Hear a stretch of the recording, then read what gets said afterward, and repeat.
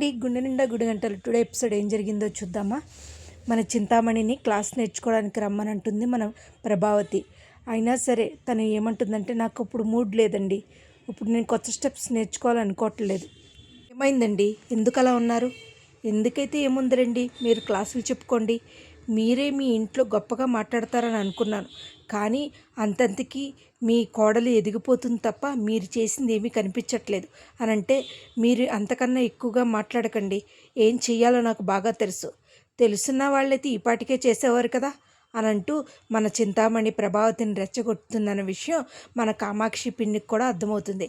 ఇంకా సరే కామాక్షి, నేను వెళ్తాను. వదిన ఎక్కడికి? నేను ఇంటికి వెళ్ళాలి అని చెప్పేసి కామాక్షి వెళ్ళొస్తాను అని చెప్పి వెళ్ళిపోతుంది. ఇంటికి తీరా ఇంటికి వచ్చేసరికి మన మీనా బాలు ఇద్దరు కూడా ఆవిరి పీల్చుకుంటూ ఉంటారు. రొంప పెట్టి ఆవిరి పీల్చుకుంటూ ఉంటారు. అది తెలియని మన ప్రభావతి వచ్చి, ఏంటి ఎవరు ఇక్కడ ఉన్నది అని అంటే, ఏంటి ఇక్కడ పెట్టారు మీరు బాగోతాం అని అంటూ ఉంటుంది. అది కాదు అత్తయ్య అని అనే లోపల, మీ పని కానిచ్చి పక్కకు తప్పుకోండి అని అన్నీ వెళ్ళిపోతుంది. ఈ లోపల అదునుగా వచ్చిన సెల్ ఫోన్ చూసుకున్న మన మనోజ్ వచ్చి ఆ వేడి నీళ్ళు గిన్నె తగిలేసరికి, అయిపోయి అమ్మో అమ్మో అంటూ చాలా గోల పెడతాడు.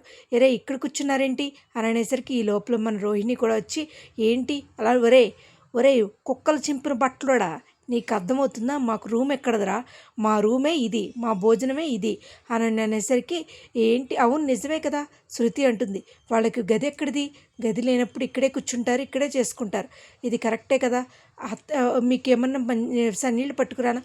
మీనా వద్దు, ఏమీ వద్దు అని చెప్పేసి మీనాని సర్ది చెప్తూ ఉంటాడు మన బాలు. ఇంకా తెల్లారేసరికి మన బాలు డ్రైవింగ్ స్కూల్ పెట్టాడు కదా, అందుకనే మన మీనాకి డ్రైవింగ్ నేర్పడానికి చూస్తాడు. ఏమండి డ్రైవింగా? ఎందుకండి? అవును మీనా, నువ్వు నేర్చుకుంటేనే బాగుంటుంది. ఇది క్లచ్ గేరు, నీకు అర్థమవుతుందా?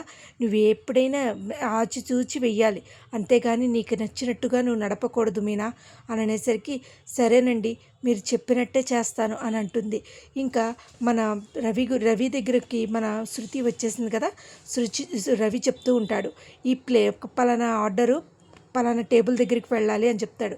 ఈ లోపల తన కొలిక్కి వచ్చి, మన రెస్టారెంట్ ఫ్యామిలీ రెస్టారెంట్ అయిపోద్దేమోరా, ఎందుకంటే మీ భార్య భర్తలు ఇద్దరు కూడా ఇలాగే ఉంటున్నారని చెప్పేసి అనేసరికి, వెళ్ళి పని చూసుకోరా నువ్వు అంటుంది. ఈ లోపల ఓనర్ వచ్చి, ఏంటి రవి, మీ ఆవిడ వెళ్ళిపోతుంది అనుకున్నాను, బాగానే ఉంది కదా ఇప్పుడు? అవును మేడం అని అంటూ ఉంటాడు. ఇంతకీ వాళ్ళ రెస్టారెంట్కి ఎవరో వస్తే ఇంకా ఆర్డర్ రాలేదేంటి మేడం అని అనేసరికి, సార్ 2 minutes అని చెప్పేసి రవి దగ్గరికి వెళ్ళి, రవి నీకు అర్థమవుతుందా, ఆర్డర్ గల వ్యక్తి అడుగుతున్నాడు ఇంతసేపు అయిందని, టైం పడుతుంది కదా, మంచి ఫుడ్ రావాలంటే టైం పడుతుంది శృతి అంటే, ఈ లోపల అతనికి ఈ సూప్ తీసుకెళ్ళి ఇవి అని చెప్పేసి ఇచ్చేసరికి అది పట్టుకుని వెళుతుంది. మరి స్పూన్ ఎక్కడదండి మేడం అని అనేసరికి, రవి స్పూన్ కావాలి రవి అని అంటే, ఇంకా రవి చూపిస్తాడు, ఇగో ఇక్కడ స్పూన్స్ ఉంటాయి, ఇక్కడ ప్లేట్స్ ఉంటాయి అని మనం చూపిస్తూ ఉంటాడు. చూపించిన తర్వాత ఇంతకీ రవితో బాగా క్లోజ్గా ఉంటూ ఇంకా ఎక్కువసేపు రవితోనే గడపాలన్న శృతి కల అలా ఉంటూనే ఉంటుంది.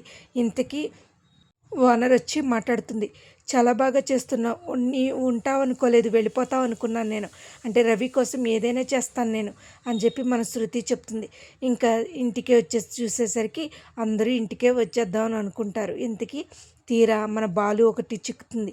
ఎవరైతే తనకి ఆ పోలీసోడు వల్ల దెబ్బలాట అయిందో, తన కార్ని స్టేషన్లో పెట్టాడో, అతను చాలా పని మీద స్పీడ్గా వచ్చేసి నో పార్కింగ్ ఏరియాలో పెడుతూ స్పీడ్గా నడుపుతూ సెల్ ఫోన్ మాట్లాడుతూ ఉంటాడు.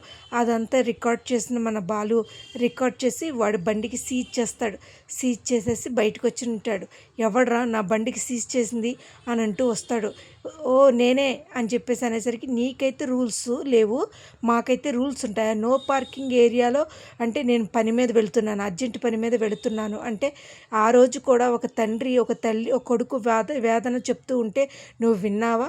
అందుకనే నిజమే సార్, వెనక వాళ్ళు అంటారు, నిజమే సార్ నిజమే, ఆయన చెప్పింది కరెక్టే కదా, మీకో న్యాయం మాకో న్యాయమా, అంటే మీరు ప్రభుత్వ ఉద్యోగులనా అని అంటూ అనేసరికి, ఇంకా వెంటనే వీడియో తీరా, ఇది సోషల్ మీడియాలో పెడతాను అని చెప్పేసి, వరే నేను చాలా అర్జెంట్ పని మీద వెళ్తున్నాను, అర్థమవుతుందా అని అనేసరికి, నువ్వు ఎన్నైనా చెప్పు, నువ్వు నో పార్కింగ్ ఏరియాలో పెట్టావు, ఆ రోజు మా మాట విన్నావా నువ్వు అని చెప్పేసి అనేసరికి, ఈ లోపల మన మహేష్ వచ్చి, ఒరే గబగబా తీరా, ఏదో పని మీద వెళ్తున్నట్టున్నాడు, చేతిలో రిపోర్ట్స్ అవి ఉన్నాయి కదా చూసావా, పద నువ్వు తర్వాత చూద్దాం అని చెప్పేసి అంటాడు. ఇంతకీ వీడియో తీసిన రికార్డు సోషల్ మీడియాలో పెడుతూ ఉంటాడు.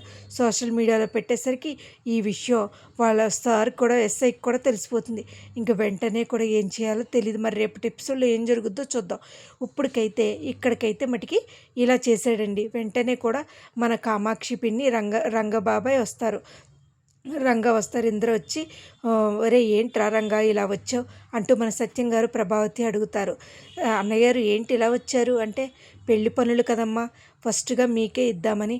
బాబాయ్ పిన్ని మాకు కాదు, ముందు గుళ్ళో దేవుడికి పెట్టండి అని అనేసరికని ఇంకా సరేరా ఏదేమైనా మీరే ముందు అని చెప్పేసి ఈ పెళ్ళి జరగడానికి కారణం బాలు మీనాలే, లేకపోతే ఇప్పటికి చాలా చాలా గొడవలు జరిగేవి అని చెప్పేసి చెప్తూ ఉంటాడు. రంగా కూర్చో అమ్మా అంటూ కామాక్షిని కూడా కూర్చోబెట్టి అందరూ ఉన్నారుగా, మీరందరూ వచ్చి నా కూతురు మీద 4 అక్షింతలు వేసి చాలా అంగరంగ వైభవంగా చేయాలి.